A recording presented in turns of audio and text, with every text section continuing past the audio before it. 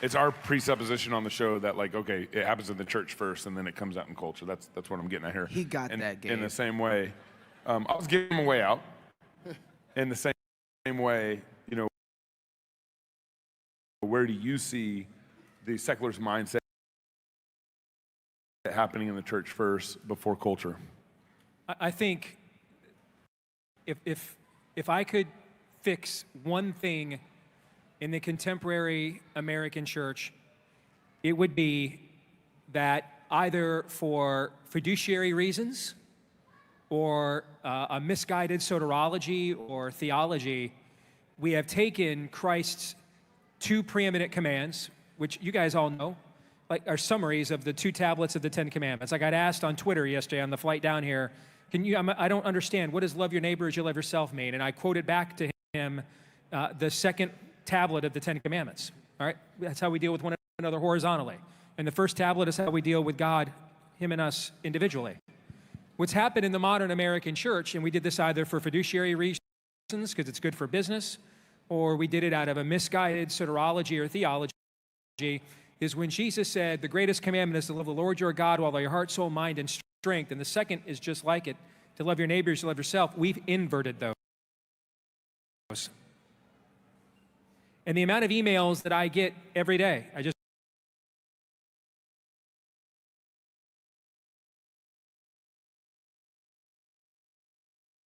read one on my show yesterday. Well, my pastor says we can't talk about this stuff because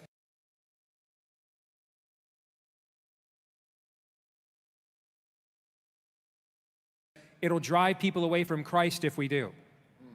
And that is a practical outcome of that skewed theology, where we are now going to offend God so that we do not risk offending people.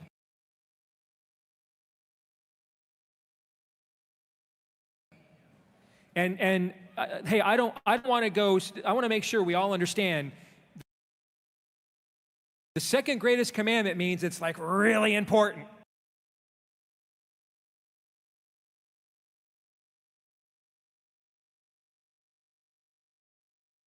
Okay? It's really important that we love our neighbors, we love ourselves, that we do. Legacy media is falling apart, and as it crumbles, a void is opening, a void that we intend to fill. The big legacy news networks currently average just 1.2 million viewers a weeknight, and those numbers are only going to get lower. Legacy media is dying, and the younger generation has moved on. Legacy media panders. Legacy media lies. Legacy media does not know what the truth is, and they don't care about it. Legacy media is a dumpster fire. This is why we few in our wild imaginations have started the Fight Laugh Feast Network. Our goal is to take down the legacy media giant of the last 50 years with our 5 stones. We started in 2016 with our flagship show, Cross Politic. Since those small beginnings, we now air on DirecTV. Our broader podcast network now gets over 4 million downloads a year.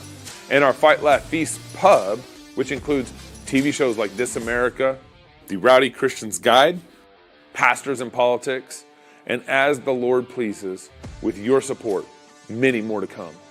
Our goal is to become the flagship new media 2.0 network over the next 50 years and take over nightly news, sports, sitcoms, hunting shows, and more, all conveniently stored for you in our Fight Laugh Feast pub. We're already reaching the next generation through our podcast shows on YouTube, X, and our pub, while also tapping into legacy media audiences by airing our shows on TV through DirecTV and Xfinity.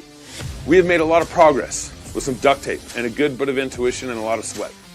And now we need your support more than ever. The TV networks have had such a negative impact on our households, and we're trying, by the grace of God, to put a stop to that. We have the opportunity. We just need the army. Now more than ever, we need you to join our pub to help us reach our goal of 1 million pub supporters in the next 5 years. There's no way around it. Competing with Fox and the Alphabet networks without money is virtually impossible. It's cheap for you to join. And when you do, you're combining your small monthly support with a growing army of like-minded Christians. We have thousands, we need millions. So if you want more of the Alphabet network's misinformation and lies, and don't join. But if you want to give us a mere 5 stones, then please join the pub, and together we will take a swing at the head of big media, all the while fighting, laughing, and feasting to the glory of God.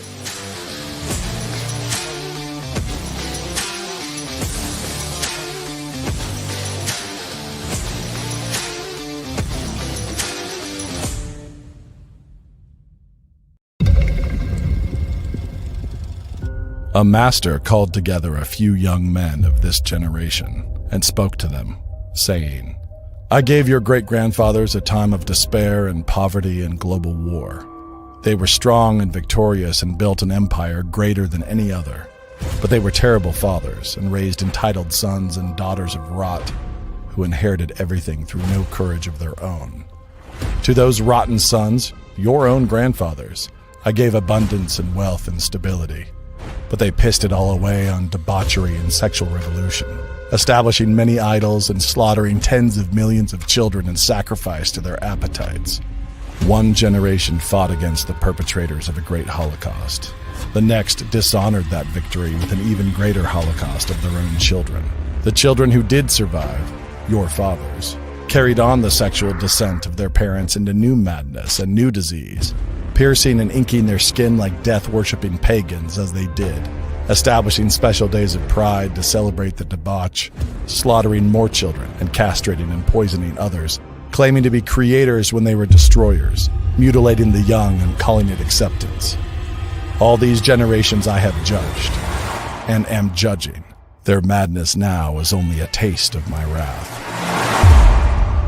The young men were afraid and asked the master why he had called them and why he was telling them these things. Because it is now your turn. I am giving all of this chaos to you, he said. Your inheritance is a world of crumbling false gods crowded with blind and mad worshippers. I am entrusting you with a world of empires built on cracked and heaving foundations. The time of your inheritance is near. You have only a little while to prepare yourselves. Seize this moment of chaos and build me a world of sanity and righteousness. When I return, I will judge what you have built for me. With so much rubble to work with, I expect great things. The master turned to leave, but the young men begged him to wait. How can we do this, they asked. There are hundreds of millions of unbelievers in our nation alone and only a few of us. Their master answered, saying, I am not a hard master. You will have the truth and wisdom if you desire it. And you may each choose one woman to help you. That should be enough. Go now and build New St. Andrews College. Carpe Chaos. You sit in church week after week, embracing the truth of God's Word. You believe the gospel and claim Jesus Christ as your Lord. Yet you continue to struggle with pornography. You feel like a hypocrite, returning to the sin you hate that mocks the God you love. You desperately wonder, is lasting freedom even possible? Yes, you can overcome pornography, but not alone.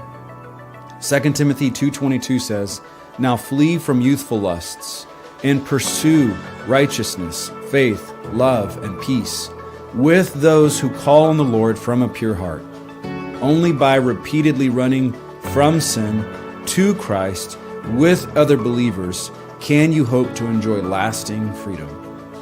You can live with purity and integrity. Take courage, seek accountability, and do whatever is necessary.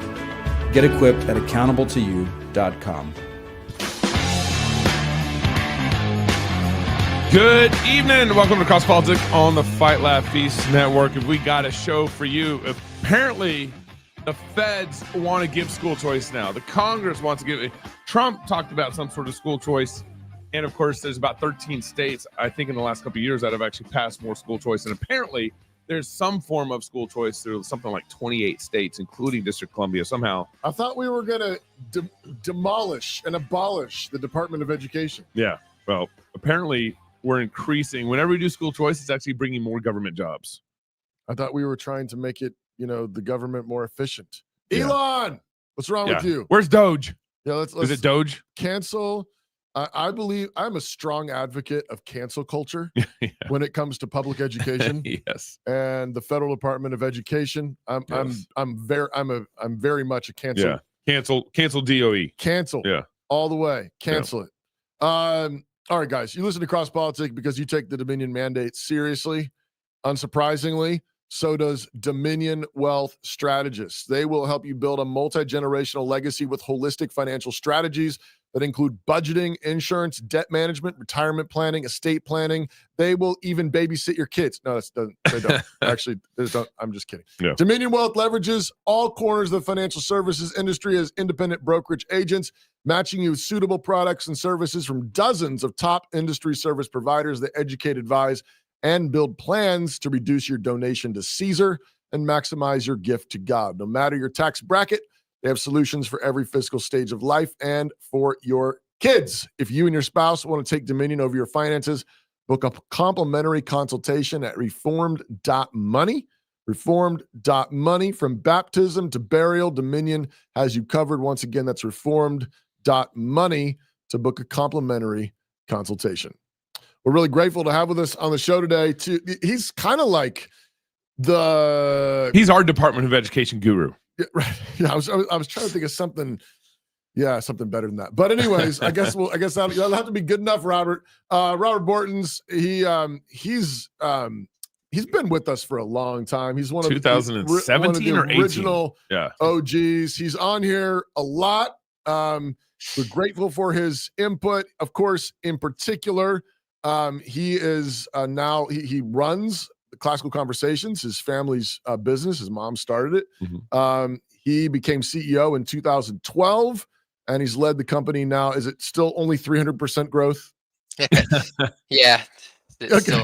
Yeah. Okay. All right. Anyways, it's the world's largest classical homeschooling organization, the world's largest one. And he's host of the Robert Bortins Show.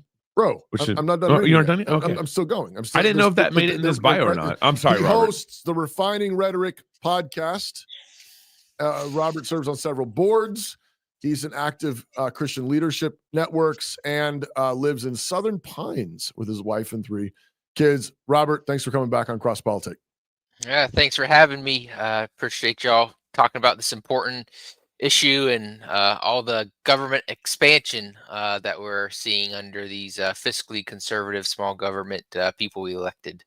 Right. Yeah. I want to get into this. We want to talk about how to not make our public schools even more Marxist. Or our private schools Marxist. Or even our private schools or our home schools. That's always a possibility. Also, we're also great. So coming back to you just a second here, Robert, we're also grateful to have a friend of yours, Rachel Jensen. She currently resides in Phoenix, Arizona. She's a follower of Christ, married for 22 years, Air Force veteran, homeschool mom of 6 children, homeschool freedom advocate for Classical Conversations. And looking forward. Let's see, Rachel, you in here? Rachel, there's Rachel. There she is. Hey, Rachel, thanks for coming on Cross Politic. It's my pleasure. Thank you for having me. And I assume you're also interested in trying to make education less Marxist. Very much so. Spend all my time doing that. Okay, awesome. We're also grateful. Do we have Brandon? Is he in? Brandon's not on yet. Okay, so we can just introduce him when he comes in. He's driving home right now from the House because he's a legislator session in Idaho. Yep. So we'll bring him in as soon as we can. All right. But I can get into the Fed stuff right here, now. Set this up. Yeah. So Robert and Rachel, you may or may not have seen this, but the last couple of days, Trump signed an executive order. What's that executive order called? Expanding educational freedom and opportunities for families. So when you have something called that right away, you should be suspicious. Yeah. And basically that order is going to direct some Department of Education funds to some sort of school choice stuff. Okay. Now it's all has to be within the law, which is the executive order says. Okay. But he's wanting his Secretary of Education to figure out how to do this basically with the current fines and everything, what's going on. So bring up the next slide. Here's kind of guidance 3, section 3 of what's going on this executive order. There's a lot going on, but I thought this would be just the best example of what it's trying to get at here. Within 60 days of the date of this order, the Secretary of Education shall issue guidance regarding how states can use federal formula funds to support K-12 educational choice initiatives. Right. That sounds Marxist to me. Yeah. And so, however the current budget is within Department of Education, they're going to try to figure out how do we rework it into some sort of choice funds. Okay. That's the gist. Secondly, is Brandon in the room? Thank you. Yeah. Go ahead. Brandon can hear us, can he? Okay, then we'll just bring him in a second when I'm done. Let's just set this up. Secondly, Congress just released, this is according to Corey DeAngelis, just released an Educational Choice for Children Act. Okay. So that's Congress. So apparently Trump's executive order, and now Congress has some sort of Educational Choice for Children Act. $10 billion in tax credits for taxpayers each year. The qualified expenses will include tuition, curriculum, books, tutoring, standardized testing. So it could go towards all that, right? And everything. And then so my taxes can get even higher. Okay. Yeah. And then it has some sort of anti-regulation language, so the government can't control based off the money, right? Which will only last so long, especially once the Democrats get back in control, right? And then the Educational Choice for Children Act is a bill to set up nationwide school choice plan that would be neither run nor regulated by the federal education department, whatever that means. When the government gives you money, but it won't be run or regulated. It won't be. Yeah, you'll get money. I don't know if I believe that. So that's the conversation going on nationally. Which is now what you have multiple states working to pass some sort of school education choice reform, whatever you want to call it. And then the feds are wanting to do that now. Now, Arizona, which is actually where Rachel's at, we'll get into that in a minute, but Arizona has had school choice education for, going on, I think, 2022. It was kind of held high regard, right? Yeah. It seems like another state, a number of states referenced it. I mean, I think right? it might have been one of the first states to pass the legislation, and so a lot of people were like praising it and lauding it. I remember going and reading about it and immediately thinking, "Why are we praising this?" The kind of things they were flaunting were the very things that had freaked me out about the idea in the first place. Yeah. But should we just go ahead and ask initially? Well, let me. I want to bring one other thing into this. So this is Arizona. Is going on. They did a survey with all the people that are participating in the education school choice bill in Arizona, right? You want to share your survey? I want to share the survey, and then we can bring it in. And on the survey, it found. We'll go ahead and bring up the next slide. It found that how satisfied are you with the Arizona Department of Education Administration of the ESA program? Most people are dissatisfied. 80% are dissatisfied. So here's what's happened with Arizona is they actually had to hire more government jobs to disseminate and distribute the money, and they're not school choice. They're not even doing a good job. They aren't even doing a good job. And then secondly, bring up the next slide. They found also that this survey is asking, where were they dissatisfied? Yeah, long wait times for expense reimbursement. This sounds like the DMV, doesn't 86%. Long wait times for expense approvals. Difficulty reaching. Yeah, I mean, a department employee. Right. It's like what could go wrong if the government is running it? Yeah. Or like if it's the DMV running your school. That's right. And then lastly, one other chart I want to bring in here. Bring up the Texas chart. This is, I would say, probably fair to extrapolate out in most states. Where look at the funding that has increased. Funding has increased over years. Actually, you can actually map out the funding of Department of Education since it started in the 70s has increased the cost of higher education significantly. This is just going from 2011 or whatever. Is this all expenditures or education expenditures? This is only education expenditures. The funding given to education. Right. Spending is going up higher than inflation. Right. And then look at the math, the basic math and reading. As a direct correlation. And the literacy is going directly down. Yes. Right. Exactly. Why do you think that's the case, Rachel? Oh, goodness. Well, what could go wrong with government-infused money and control, right? Collecting all the people's money and then redistributing it out as the government sees fit. What could go wrong? So, Rachel, I brought up the Arizona stuff already. I think you were originally fighting it back in 2022. From day one, with 24 hours. Mm-hmm. Okay. And then do you want to bring Brandon Shipley in real quick? No, let's just go ahead and finish. I want to. So why have you been fighting it from jump, Rachel? Yeah. Well, so when I first read about the law and what was going on, I remember within the first 24 hours, I said, this is a bad idea. This is a trap. Never does the government, give something without any expectations behind it and so forth. And I just thought, the homeschool movement has always been kind of, you keep our taxes, we keep our children. We want as little to do with you as possible. We don't believe it's, your mandate to educate. We don't surrender that premise. We believe it is the responsibility of the parents with assisted, with the help of the church, and obviously defined by the word of God. But so I in Arizona, you actually have to surrender your affidavit to homeschool and exchange it for a contract with the Department of Education. And so I just thought, whoa, wait, warning. And HSLDA and Classical Conversations and Diane Douglas, former superintendent of public instruction in the state of Arizona. There were so many people who had been in this movement since the 70s and 80s, all the pioneers that were kind of warning us, because they remember what it was like in the 70s and the 80s and even some of the early 90s to be a homeschooler, and the regulations that we had and that they worked against. So even here in Arizona, we have it's called AFI, the Arizona Family Home Educators Association. And they've been around for 40 plus years as well. And they said, no, don't do this. This is not a good idea. And they fought really hard, which I respect them for, keeping homeschool its own. We have 6 different buckets that you can be counted as a student. And they worked really, really hard to keep homeschooling its own bucket. But it was all the pioneers that, they had to hide their kids before 3 p.m. and not go out and, avoid truancy officers and have to take proficiency tests themselves and had to have their children tested every year and had to have, there's so many, like I actually wrote down what we used to have to do in 1982, before our first legislation was signed. You had to fill out an affidavit. The parents had to pass a proficiency examination before being permitted to teach their own children. Students had to take annual standardized tests.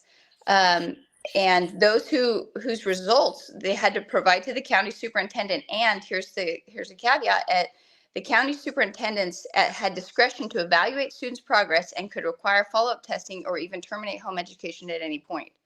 So we still allowed that the state I have a really great quote here too, actually, where it's talking about, and I just think of everywhere that government money is infused. So it says, school choice initiatives legitimize the claim that the state has a prevailing interest in the education of children. R.J. Rushdoony. So I just don't believe that the state has the best interest of the child, and I would not be willing to exchange my homeschool affidavit for a contract with the Department of Education. Huge red flag. Right. Robert, we've talked with you before about school choice. I know that you've been beating the drum loudly on the dangers. You've been waving your hands, doing every rugby move to try to make people stop and listen and think about this. But so what's the latest on this? I mean, I don't know if you followed any of the Fed stuff, that the executive order or the recent law introduced in Congress, but what's the current status, and are you making any progress in convincing people to go a different direction? Yeah, I think from the going a different direction, I think we're convincing a lot of people, but the train is so fast and so far down the track that there's not enough momentum at this point to slam on the brakes. But every time we're having a conversation with someone, they're more likely to stop supporting school choice. And so, we asked Corey DeAngelis if he would debate me. He's kind of the school choice evangelist, and he turned it down, which was really a smart move by him, because it would have gotten a lot of publicity, and I would have wiped his floor like I used to wipe the other rugby teams back in the day. But I did want to say, the NAAP, which is a national, they basically track all the scores. Arizona readings level are the lowest, and math level is the lowest they've been since 2002 for 4th graders and 8th graders. So saying that school choice was going to make their education better clearly hasn't worked. Florida as well, on their scores that just came out again today or yesterday, lowest they've been in over 20 years. So from the academic standpoint, it's not producing the results. It's blowing up budgets, which is why I think that one of the reasons that Donald Trump is trying to put federal dollars into these states with school choice, because the tax burden, they're going to have to go up. And so they're going to try to mute it by going more in debt. So we're $36 trillion, maybe $37 trillion now in federal debt. I don't know what that number goes up so quickly now, what, $1 trillion every 100 days. Well, all we're going to do is increase that number even faster if we're not closing it down. And these children are going to be in debt to the communist China and have to pay it off for the rest of their lives. So it's definitely not fiscally conservative. It's going to be very hard to shut down the Department of Education. This is going to make it even harder. And like you said, if whoever is the next Democrat president, if they're funneling money to school choice states, well, the next one can just funnel money away from school choice states, or say, hey, if your school isn't teaching LGBT, DEI, ESG, whatever the next 3-letter acronym or 4-letter acronym is that's popular, okay, well, then your state's not going to be eligible for federal funds. And so this is becoming a political football with our kids and or with kids in general. And it's going to turn out badly for them. I mean, the test scores show that. The budgets are showing that. And ultimately, my heart's with people that want to get kids out of the Marxist schools. But we got to remember, Marxism is an economic policy of redistribution of wealth. Like, that's the definition of Marxism.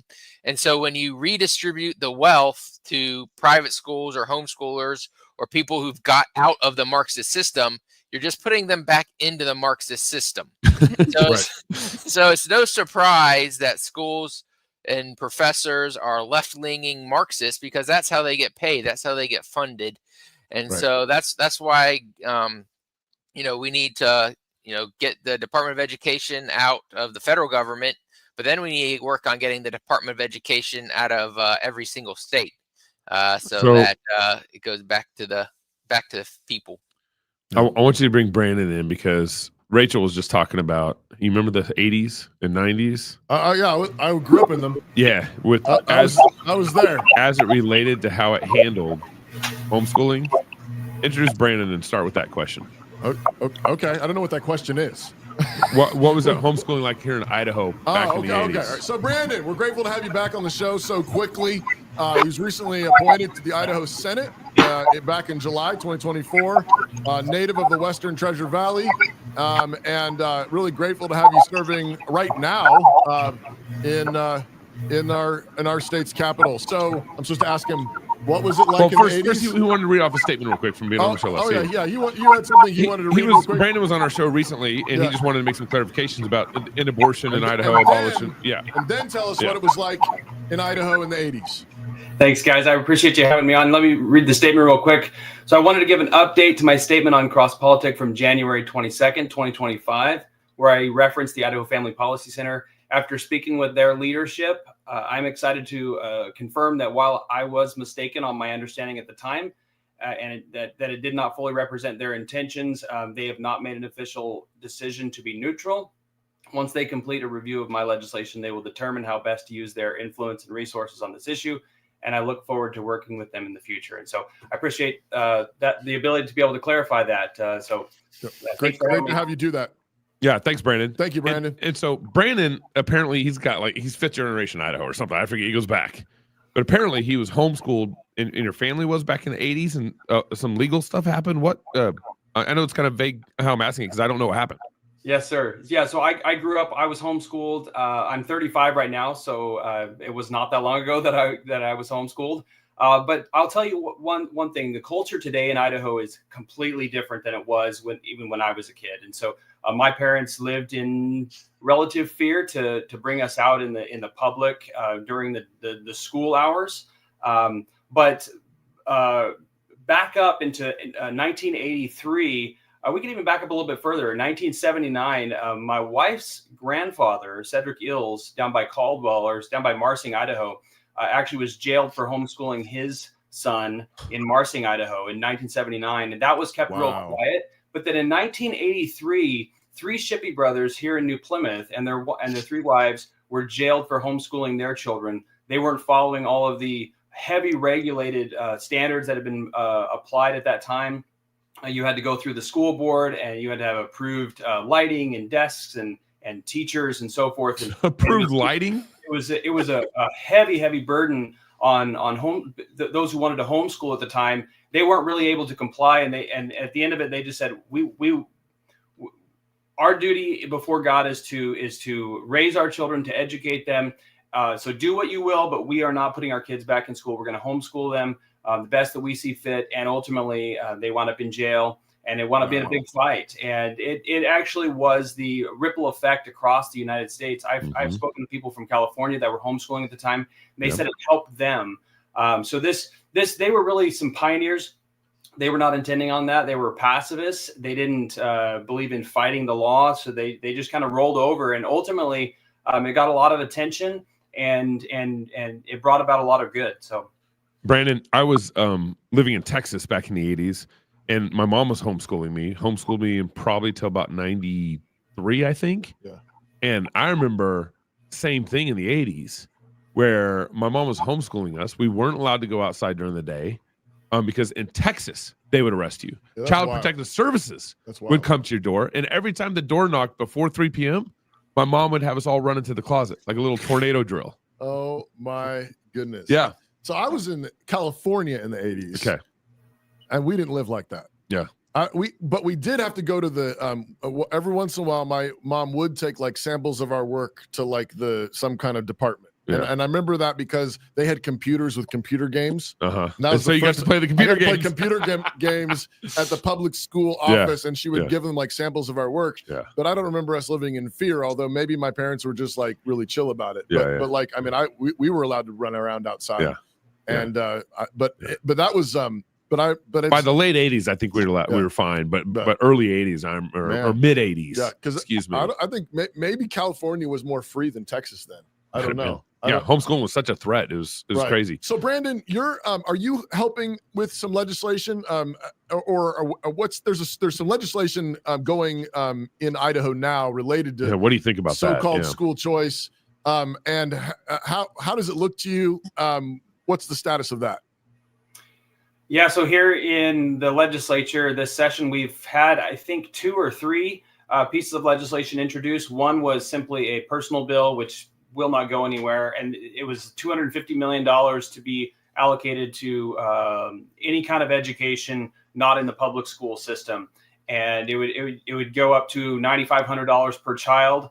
I've not looked at the details of the bill just because it's not going anywhere, and so it didn't really warrant my attention. There is another one that is capped at $50 million, which is what the governor said that he would like to see allocated toward private education. And this one is a $5,000 per child, and I believe there are some criteria when it comes to. I think you have to make under $80,000 per household. There is some caps to it. I'm against all of this for the various reasons that you all have already stated on here. You're not going to fix the problem by creating a government dependency on homeschoolers or even those who are paying for private school. There are a lot of issues with this. Number one, I think one of the major issue is that I believe it's unconstitutional. We do have a constitutional obligation as the legislature to fund the public schools of the state. It's very explicit in our Constitution, but we have no constitutional authority to allocate money for private education. And so I think it's unconstitutional. It will bring strings attached, and that's something that the Homeschool of Idaho, and other organizations have come out really strongly against this because of these very reasons. Many have promised that there won't be strings attached, and that is not a conservative idea. We believe in transparency. We believe in accountability as conservatives, and so I would never advocate for your tax dollars to be given away without any accountability for how they're being used. And so I wouldn't support that. And at the same time, I don't want any strings attached to especially the homeschoolers education. And then when it comes to private schools, it will jack up tuition. I'm a business owner. If the market will support a higher price, I'm going to raise my prices. It's not because I'm greedy. It's because I would rather pay my guys a little more, build better infrastructure, have better equipment, whatever it might be. So it's not greedy for schools to say, hey, if the market can support an extra $2,000 or $3,000, per student, that's just business smart to raise your prices automatically. So it will cause prices to drive up unless you put some price controls on that. And then you just spiral downward. You create all kinds of problems. You're going to throw all the regulations in, and you're going to have you're just spreading out the problem. You're not fixing the problem, in my opinion. Now, Go. it's my so I guess one thing that is a string in my heart is if I can break the monopoly, and maybe do something in the short term to break that monopoly, I would be interested to run that play. In education, government education is the monopoly. You have a little Marxist string in your No, heart? but here's where I'm going. Okay. All right. I could see a couple ways that legislation could go where it wouldn't be my total ideal situation yet. Right. That I would be happy with. So let me just kind of throw this into the panel's lap, and you guys tear it up and react and get mad at me. So one way I could see maybe being okay with this is, of course, the strings attached, house defined, can all change everything. But like maybe some sort of, potential tax credit. So I put my kids in private school. At the end of the year, I get, $2,000 on my tax returns or something that apply towards what I may or may not owe the government. So that's one way I could potentially be okay with it. And I think that's maybe one of the proposals in Idaho. Maybe not, Brandon. The other way, and this has been my proposal, and I've talked to multiple legislators in Idaho about this, Brandon. I might have even talked to you, just mentioned it to you just a couple weeks ago when we talked on the phone. The other way, and I think this is actually my favorite proposal so far, is in Idaho, 50% of your property taxes go to the public schools. And so my proposal, I was trying to get some legislators to run it. They didn't touch it. Talked to multiple of them, tried to convince them to run it. It's definitely a little more, I think, political baton that would be that people would want to hit. But would be what if I choose to opt out of public school and take my kids and put them in Logos, then I could just keep the 50% of my property taxes that would have gone to education, and I just keep them for myself. Yeah. The thing I liked about this one, but also I think it might have some more legal problems too, but the thing I liked about this one, it did two things. It went after property taxes, which are the most wicked form of taxation that we have assessed on us. Secondly, it got rid of kind of the economic stupidity of giving money to the government giving money back to you. I just keep my 50%. Right. And then lastly, and this is where it's I think a real positive in the kind of the standard general climate, instead of being like $6,000 or $9,500 that I would get, 50% of my property tax in Idaho is probably around $2,000 a year. Right. Probably a lot less. Right. Yeah. So it's cheaper. Yeah. It's a cheaper solution. I only end up keeping $2,000, not per kid, just for my property taxes. Total. Right. Yeah. Total. So I think it's way more feasible in terms of like the budget fight, the fiscal budget fight that would happen. Yeah. But the problem is you touch property taxes, the gods of the property tax, which is our counties and cities. They have, I think, some of the most their lobbying people are pretty the public serious. Public school and of course the public school lobby. So so you're doing public school lobby and the county and city lobbyists. I realize it's like sort of a cartel of sorts. Yeah. So who wants at Gabe's theories? What do you think? Well, I'll say the good things first. So a lot of so one of the things the school choice lobby says, well, it's your money anyways, and then they give you way more money than you pay in taxes. So at least in Gabe's situation, it is actually money that you've earned, and you could figure out some sort of formula for people who rent so that they could get some sort of tax break related to that. The other good thing would be it actually would decrease the state budget because they're not collecting that money in the first place, and you would be able to spend it really however you wanted because you opted out of the system. The negative, one of the negative parts is the reason that our tax codes are so long in our states and federal government is because of all these special interests. And so if we're serious about making smaller government and having serious tax codes, if everyone's getting their special interest money, then it makes it so that we don't fight. I mean, churches, because they're nonprofits, don't have to pay property taxes, right? They've officially muted all sorts of pastors talking about it because it doesn't affect them directly. So I think that would be just one of the reasons why. And I don't know from a legal standpoint, but it at least lets you keep your money, especially if it's a non-refundable one. But being a special interest group is what we want to get away from in this country, not creating more special interest groups.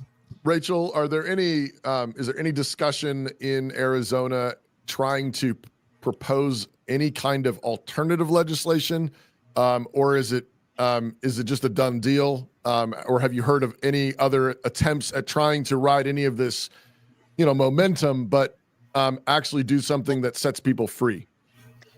Well, there's nonstop battles. So as to your first point, President Trump in the campaign trail is the one who said he wanted to do a $10,000 per student tax credit. So let me do an example in the math for my children. So I have 6 children.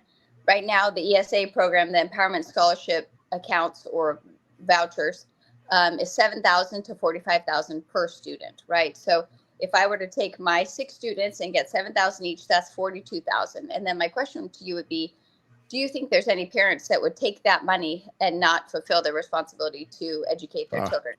Yeah, 100%. Yeah, right. So that's a large portion. That's a replacement of an income for some families, for some people, of an additional $42,000. And so, in the homeschool movement, one of the reasons we've always just wanted a separation between government is because we want to, we don't want to work towards. We want to work towards autonomy, not entitlement. We want to work towards self-governance and not government dependency. And when we accept any form of government funds, as we all know, UNESCO themselves in United Nations has codified in it the Agenda 2030 Sustainable Development Goals number 4. And I would encourage all of us to read it. It's fascinating how the bad guys have just given up, just put it all in writing for the internet to see, for the world to see. But they pretty much said, look, everybody's jumping ship from our public education. And how are we going to indoctrinate all of these people if they continue to have all these private schools, all these homeschoolers? So when we were a movement smaller than 1%, they didn't mind us. They kind of were like, well, as long as but now that it grows and grows and grows, especially since COVID, our movement has grown 30-40% in the last 4 years. Right. And people are joining for very different reasons. A lot of people are joining because they want not public school. Right. So whereas your guys' moms did it for different reasons, they wanted you to have a God-fearing education and they wanted you to be able to be a critical thinker. And I'm sure they had lots of different reasons. They wanted to instill your family's values instead of the state's values, et cetera. And so they did it intentionally. Whereas a lot of homeschoolers we're finding now are going just not public school, and they're not exactly sure what they want. So the government says, oh, don't worry, we've got a solution for you. Here, come do public school in your house, right? And UNESCO said, look, everybody's jumping ship. Everybody's jumping ship from the government schools. And how are we going to do DEI? How are we going to do CRT? How are we going to teach them about global warming? We can't do that if they're not in our schools. And since the momentum of both private schools and homeschools has grown to closer to 10%. They can't stand to use that many, 3% was our revolution in America. They can't have that many critically thinking people without the state's values instilled in them. So now they're fighting back. And UNESCO said, look, just get them used to, I'm paraphrasing rather than quoting the super boring document with dishonest language, but they said, look, we can't lose this many people. We have to get them back used to government funds so we can start, have clear guidelines and goals that implement UNESCO's clear guidelines and goals. So they essentially say, we have to get them back used to public funds. Once we get them back used to public funds, we can instill public values, their values. And then we'll be able to rope them back in. But nobody's going to accept that, like California went from, I'll spare you because of time, but essentially got to a place where you're not allowed to purchase or teach religious curriculum right now if you take their voucher program, right? If you set up your, and I remember asking a Christian friend going, well, then, oh my goodness, how do you justify it? She said, well, we just, if it's something Christian, we just don't say it's school. And if it's something non-Christian, oh no, I love you so much, but this is a horrible idea. It's not worth it that you get per student. You can't segregate the truth. God is all throughout. So, so they know that if they give their monies, they get to instill their values. And it's not their money, right? But it's, Robert brought up a point earlier, and a lot of Christians would not take government housing. They wouldn't take government food stamps. They wouldn't take any form of government subsidies. But somehow we've justified that school, and we go, well, it's our money. Well, so is that technically. Right. I mean, those are also your tax dollars, right? But that doesn't mean that we should. So I think, again, that clear delineating line between, the government doing either what the Bible has set up or not for them to do, and the parents saying this is our responsibility before the Lord to train our children up in the wisdom and admonition of the Lord. So sorry, that's a long answer, but no, amen. That's a good answer. Brandon, your thoughts? Yeah, in response to the argument, and I've heard it several times, that, hey, we have to do something, so why not just do this school choice right now? We know it's not the best solution. It is a redistribution of wealth, and it will bring strings attached and so forth. But we have to do something, so why not do this right now? But imagine that you're in the desert and you're thirsty and you've got a gallon of antifreeze. If you were to drink some of the antifreeze, it would quench your thirst in the immediate, but it will kill you. So I wouldn't recommend you drinking that, even though it will alleviate your thirst. And so that's really how I feel about school choice proposals that I've seen, is that there will be a sense of relief in your thirst, but it will kill you. As far as the homeschool movement, what makes homeschoolers so great? It's resilience, it's self-reliance, it's self-responsibility. You literally remove that from homeschool families if you introduce this. And so you may not see it in the next generation, but you will see it in the second and third generation. You will start to see the ripple effects of government dependence and so the how the homeschool movement, especially in Idaho, has grown and has a culture around it. I think are some of the sturdiest people in our state. You're not going to see that in 40 years, in 50 years. And that's where I'm concerned, what I'm concerned about.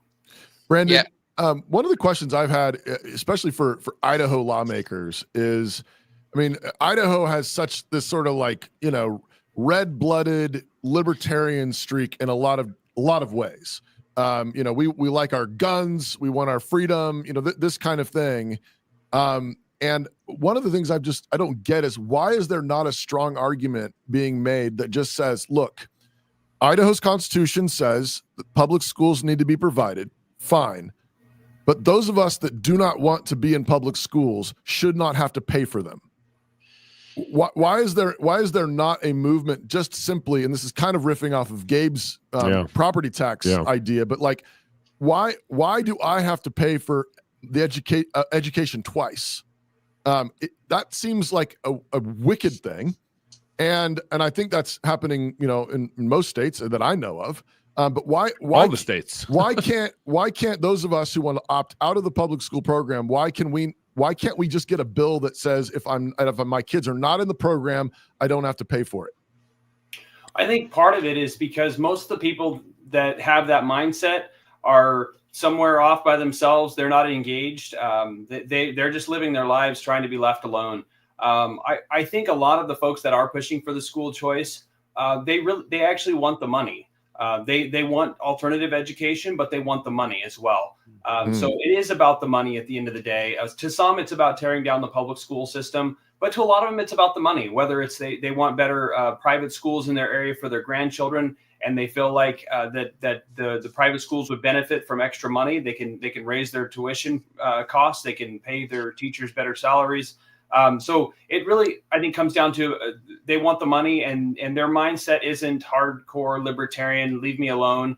And so I think that's where the main conversation is at in the school choice movement, honestly. And it becomes kind of a conservative talking point, so that everybody who is school choice is conservative, everybody that is anti-school choice is not conservative. And I've tried to argue for well over a year now with many different legislators to try to demonstrate that actually my position is the conservative position over theirs.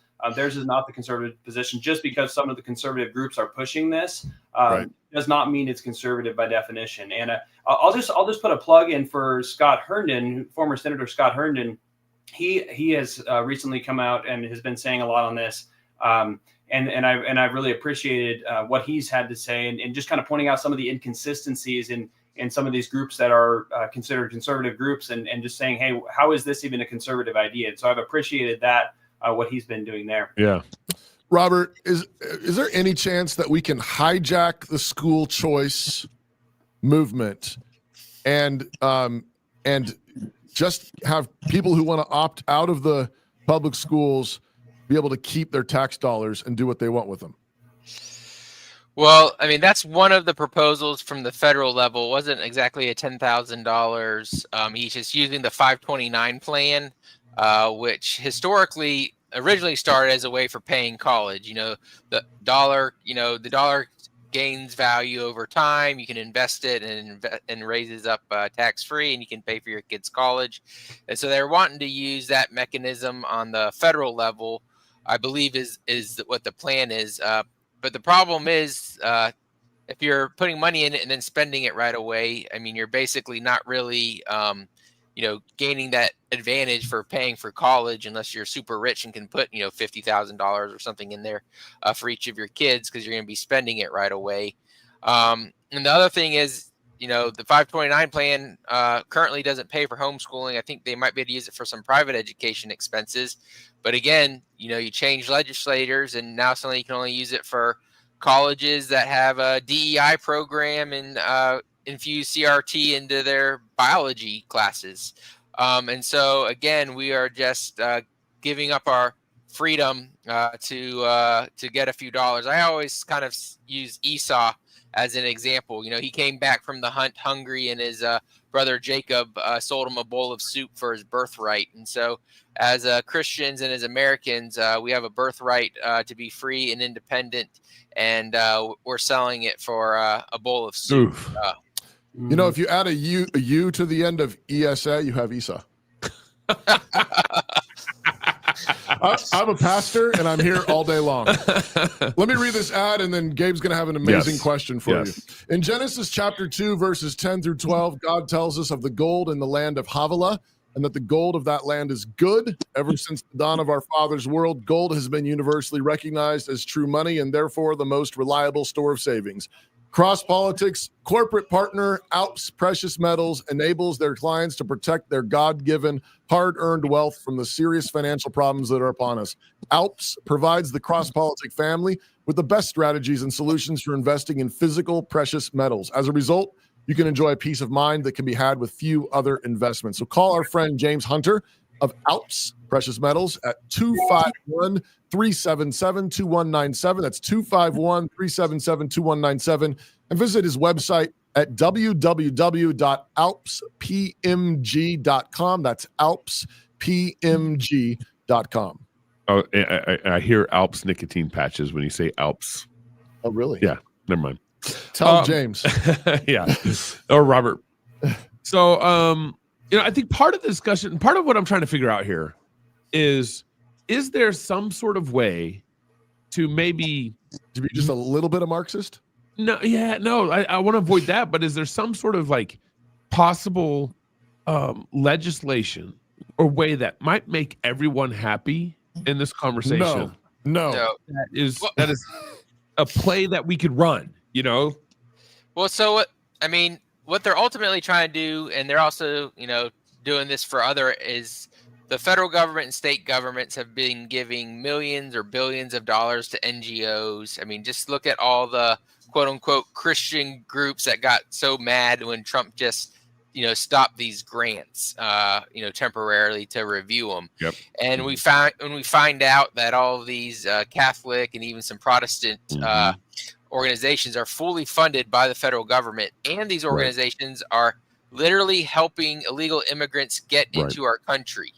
And so the right now is trying to figure out how to funnel federal dollars and state dollars into their own NGOs' pockets, because they know that the teachers' unions, 99.9999% of the money they take in goes back into the Democrats' pockets. Right. And so that's really what's going on behind the scenes. But the problem is we just get $36 trillion in debt when everyone's just lining their friends' pockets. And so the only people with true wealth are the people who are willing to be the biggest welfare queens. And it's not the lady on the street that's on Snap and, Section 8 housing that's the biggest welfare queens. It's some Catholic charities, and it's places like Walmart and these large organizations that get millions of dollars or billions of dollars from the federal government to do different things. And so ultimately, it is all about a redistribution of wealth.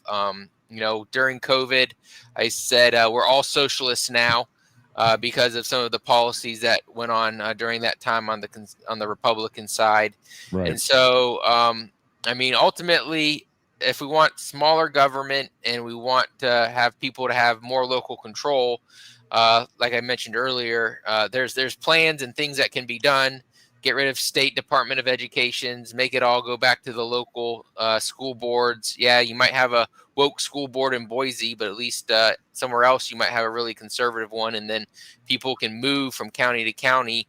But right now, the federal government dictates, academics. The state governments dictate academics locally. The school board is just a farce. They can't really actually get anything done.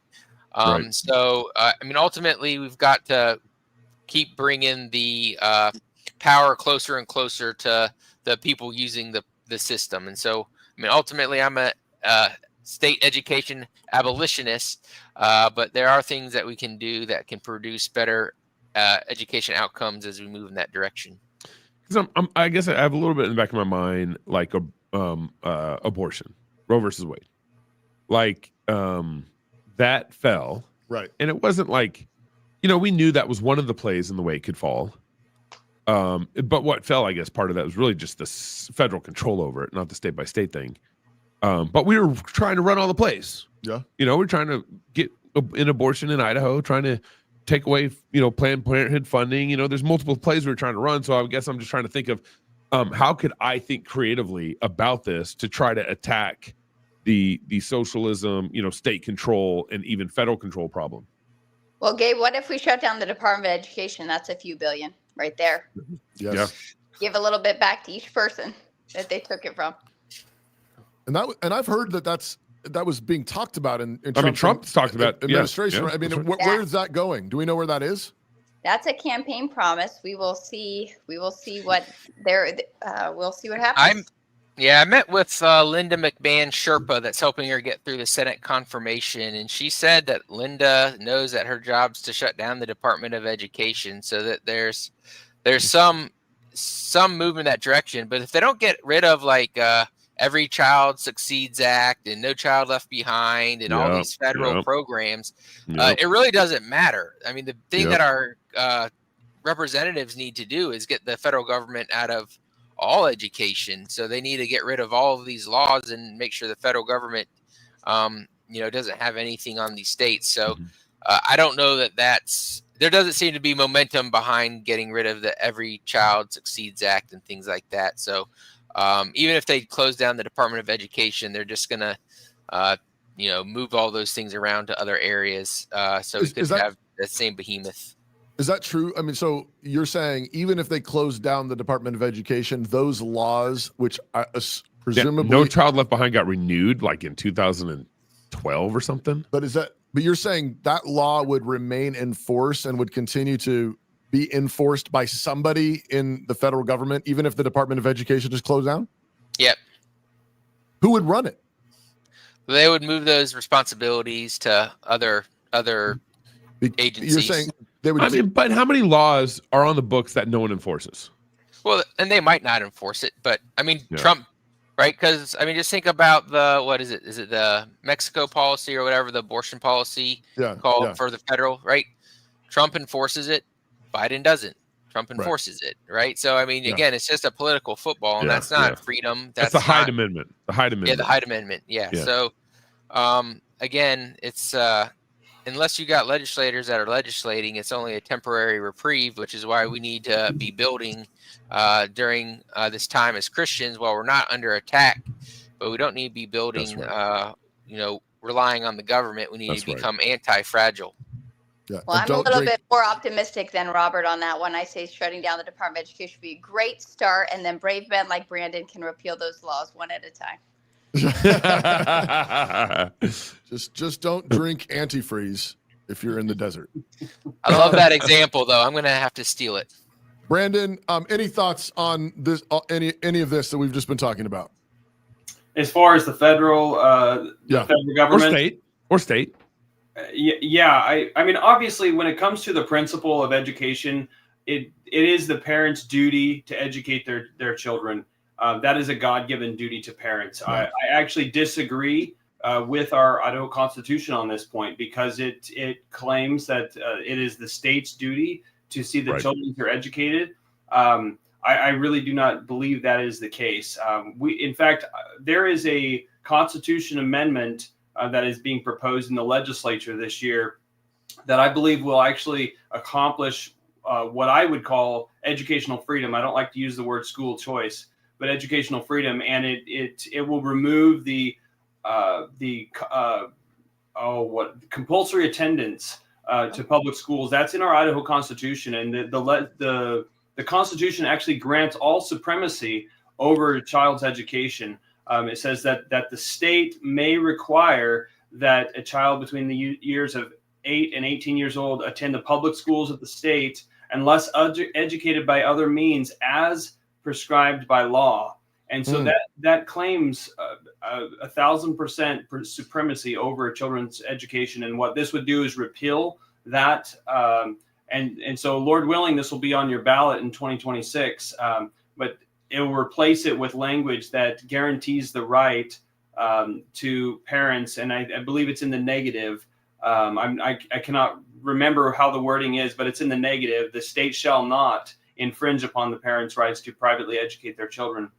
So I think this is the best path forward, in my opinion. I think we need to focus on setting up our children and grandchildren and great-grandchildren for success in passing this Constitution amendment. So I'm very supportive of it. It's going to be in the House first, and I've offered to be the Senate sponsor for it. I have not seen the progress of it so far, but we'll see how it goes.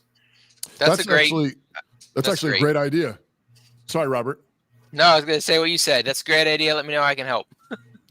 Yeah, and that's actually, I mean, to your point earlier, Gabe, your question. I mean, like that's actually an incremental step in the right direction. Yeah. I mean, it's just asserting, just claiming and asserting the rights of parents to have authority over the education of their kids.